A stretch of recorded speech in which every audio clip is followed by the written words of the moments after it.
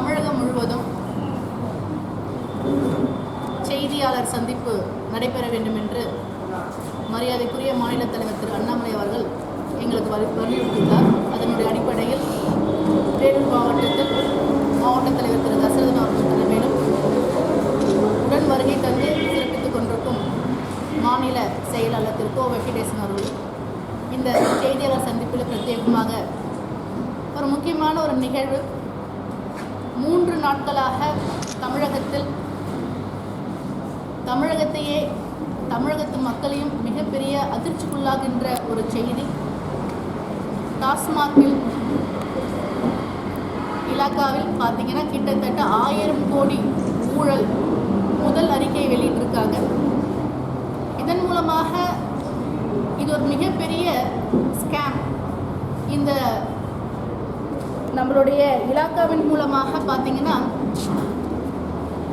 இது வந்துட்டு தமிழகத்தில் ஒரு அரசாங்கத்தினுடைய கஜானாக்கு வந்து சேர வேண்டிய அத்தனையுமே வந்துட்டு திமுகவில் ஆட்சி செய்கின்றவர்கள், திமுக அமைச்சர் உட்பட, இன்னொரு படி மேலே போய் சொல்லணும்னா தமிழகத்தை ஆட்சி செய்து கொண்டிருக்கிற முதலமைச்சர் உட்பட அனைவருடைய நேரடியான பார்வைக்கும் அவங்களுடைய சுய லாபத்திற்காக இந்த பணங்கள் டாஸ்மாக் மூலமாக ஈடுபடுகின்ற இந்த பணங்கள் முழுமையாக அவங்களுடைய கஜானாக்கு தான் சென்றது, தனிநபருடைய கஜானாக்கு தான் சென்றதை தவிர அரசாங்கத்திற்கு வந்து சேரவில்லை என்பதுதான். இந்த ஊழல் வந்து பார்த்திங்கன்னா ஒரு 3 விதமாக பார்த்தீங்கன்னா முதல்ல ஊழல் நடந்திருக்கு.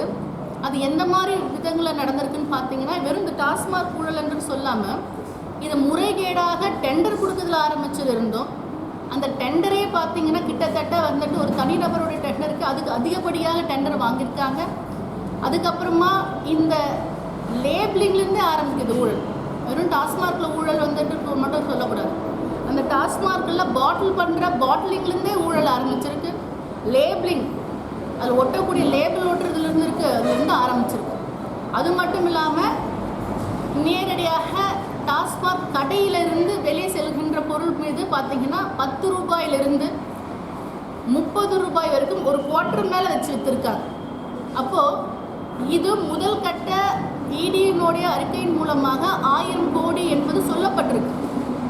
ஆனால் இது முழுமையான விசாரணையை முழுமையாக இந்த துறையில் எவ்வளோ தூரம் இந்த ஊழல் பெருக்கெடுத்து இருக்குதுன்னு பார்த்தா அது மிகப்பெரிய மாற்றத்தையே, தமிழகத்தின் மக்களுடைய தலையெழுத்தையே மாற்றுகின்ற அளவுக்கு ஊழல் அதில் நடந்திருக்கு. அதாவது என்ன வரையில் சொல்கிறேன்னா, ஒரு தனி மனிதனுடைய வாழ்வாதாரம் உயர்வதற்காக அரசாங்கம் கொடுக்க வேண்டிய சலுகைகள், ஒரு மனிதனுடைய வாழ்க்கைக்கு முன்னேற்றம் கொடுக்க வேண்டிய அத்தனை சலுகைகளுமே கொடுக்க வேண்டிய பொருளாதாரத்தை தலையெழுத்தையே மாற்றுகின்ற அளவுக்கு ஒரு ஊழல் நடந்திருக்கு. இது எங்களுடைய மாநில தலைவர் திரு அண்ணாமலை அவர்கள் மக்களுடைய மத்தியில் கொண்டு செல்ல வேண்டும். ஒவ்வொரு தமிழகம் என்றாலே வந்துட்டு போதை கலாச்சாரத்தில் இளைஞர்களும் சரி பொதுமக்களும் சரி வற்புறுத்தி கொடுக்கின்ற அளவுக்கு ஏன் இந்த வார்த்தையை சேர்க்கிறதுனா, மிக சுலபமாக மாணவர்கள் பள்ளிக்கூடங்களுக்கு அருகாமையில், கல்லூரிக்கு அருகாமையில் இந்த கஞ்சா போதை வஸ்துகள் அதிகமாக கிடைக்கின்ற ஒரு நிலைப்பாடுகள் தமிழகத்தில் சுலபமாக நடந்துட்டு இருக்கு. இந்த போதை கலாச்சாரத்தில் திருட்டுகள் அதிகமாகிறது. தன் நிலை மறந்து மாணவர்கள் பள்ளியிலே ஆசிரியர்களுக்கு பாதுகாப்பு இல்லாத ஒரு தன்மையில் போயிட்டுருக்கு. போதையில் தான் என்ன செய்கின்றோம்னு இல்லாத ஒரு நிலையில் போயிட்டுருக்கு. இந்த காலகட்டத்தில் இன்றைக்கி ஒரு அரசாங்கத்திற்கு மூலமாக அரசாங்கத்திற்கு வர வேண்டிய பணத்தில் இன்றைக்கி மிகப்பெரிய ஊழல் நடந்திருக்குது என்றால், இந்த ஊழலை பாரதிய ஜனதா கட்சி திறன்பட சட்ட ரீதியாகவும் மக்களுடைய மன்றத்துக்கு கொண்டு சேர்க்கின்ற வகையில் இன்றைக்கி எங்களுடைய முதல் நிகழ்வாக செய்தியாளர் சந்திப்பு நடத்தி திங்கட்கிழமை என்று மாநில தலைவர் அவர்கள் தமிழகம் முழுக்க இருக்கின்ற மக்களுக்கு அழைப்பு விடுத்துள்ளார். எழும்பூரில் இருக்கின்ற அந்த பிரத்யேகமான டாஸ்மாகோடைய கிடங்குக்கு எதிர்ப்பு தெரிவித்து மிகப்பெரிய போராட்டம் நடத்தப்படும். அதன் தொடர்ச்சியாக தமிழகத்தில் உள்ள அத்தனை டாஸ்மாக் கடைகளில் முன்னதாகவும் முற்றுகை போராட்டம் நடைபெறும். இதற்கு தார்மீக பொறுப்பை ஆளுகின்ற திமுக அரசாங்கம் ஏற்க வேண்டும். ஏற்கனவே பல ஊழல் புகாரில் சிக்கிய அமைச்சர் திரு செந்தில் பாலாஜி அவர்கள் இதற்கும் தார்மீக பொறுப்பை எடுத்து உடனடியாக இதற்கு ஒரு விளக்கம் மட்டும் தேவையில்லை, எங்களுக்கு உண்மை நிலவரத்தை ஒரு வார்த்தை கேட்குறாரு.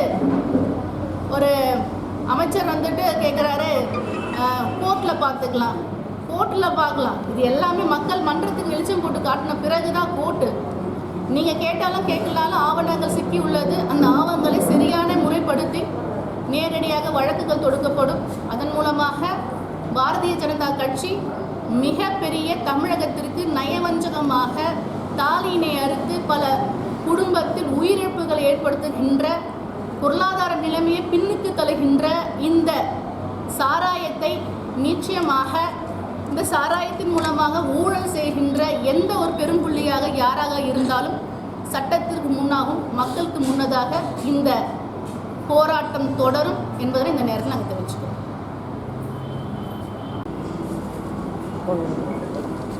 சொல்லுங்க, ஏதாவது சொன்னால் முடிஞ்சிச்சுன்னா.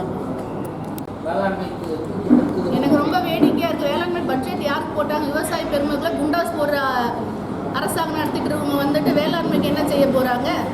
விவசாயம் பார்க்கின்ற மக்கள் மேலே குண்டாஸ் போட்ட முதல்ல தமிழகத்தில் விவசாயிகள் மீது குண்டாசு போட்ட ஒரே ஆளுகின்ற அரசாங்கம் இந்த அரசாங்கம். இந்த அரசாங்கத்தின் மூலமாக வேளாண்மைக்கு என்ன செய்வாங்க? பாரத பிரதமர் திரு நரேந்திர மோடி அவர் விதையிலிருந்து யூரியாவிலிருந்து அத்தனையுமே நேரடியாக மக்களுக்கு சேர்க்கின்ற வகையிலும் மண் பரிசீலனையிலிருந்து எந்த பருவத்தில் சொட்டு நீர் பாசனம் கொண்டு பாரத பிரதமர் திரு நரேந்திர மோடி அவர்கள் இந்த தமிழகத்திற்கு மட்டுமே இந்தியா முழுக்கும் சரியான நேரத்தில் விவசாயிகளுடைய எல்லா நலன்களுக்காகவும் கொடுத்து கொண்டிருக்கிறார். இந்த விவசாய பட்ஜெட்லாம் ஒரு கண் துடைப்பாக தான் சொல்லணும். மத்திய அரசாங்கத்திலேருந்து கொடுக்கப்படுற விவசாயிகளுக்கான டிராக்டரில் வந்துட்டு மிகப்பெரிய இது நடந்துட்டு இருக்கு. தன்னுடைய கட்சிக்காரங்க சார்ந்தவர்களுக்கு மட்டும்தான் வந்துட்டு அந்த விவசாயியாக இருந்தால் பட்சத்தில் மட்டும்தான் அந்த டிராக்டர் போய் கிடைக்கிறது, சரியான யூரியா கிடைக்கிறது, சரியான விதைகள் கிடைக்கிறது. முதல்ல தான் கட்சிக்காரங்க மட்டும்தான் சிபாரிசு பண்ணிட்டு கொடுத்துட்டு இருக்காங்க. பொதுமக்கள் ப்ராப்ளம் அனைத்து விவசாயிகளுக்கும் கொண்டு போய் சேர்க்கிறார் என்று பார்த்தா அதுலேயும் திமுகவுடைய தொண்டர்களும் திமுகவில் பொறுப்புகள் இருக்கிறவங்க முதல் கட்டமாக அதற்குள்ள போய் நுழைகின்றாங்க.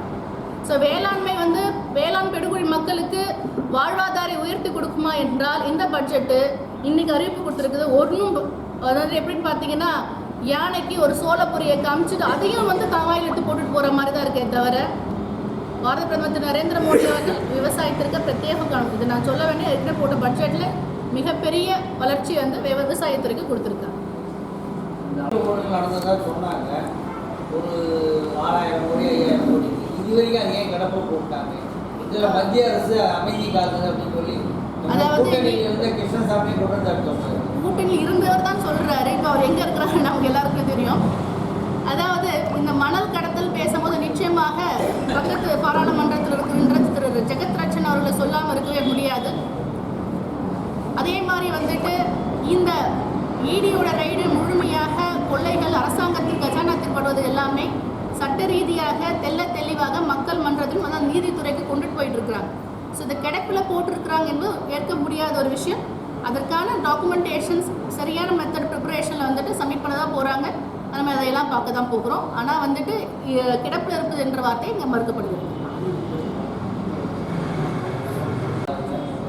முதல் கட்டமாக 700 நடந்த பிறகு அதுக்கப்புறம் மாநில தலைவர் எல்லாருக்கும் அப்புறம் இன்ஸ்ட்ரக்ஷன்ஸ் கொடுப்பாங்க. எனக்கு லிஸ்ட் வரும்.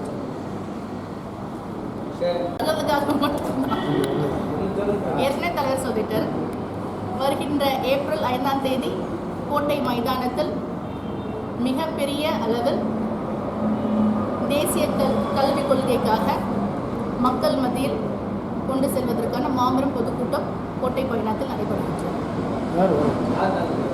இந்த மாபெரும் மாநாட்டிற்கு மாநில தலைவர் மரியாதைக்குரிய திரு அண்ணாமலை அவர்கள் கலந்து கொள்வார்.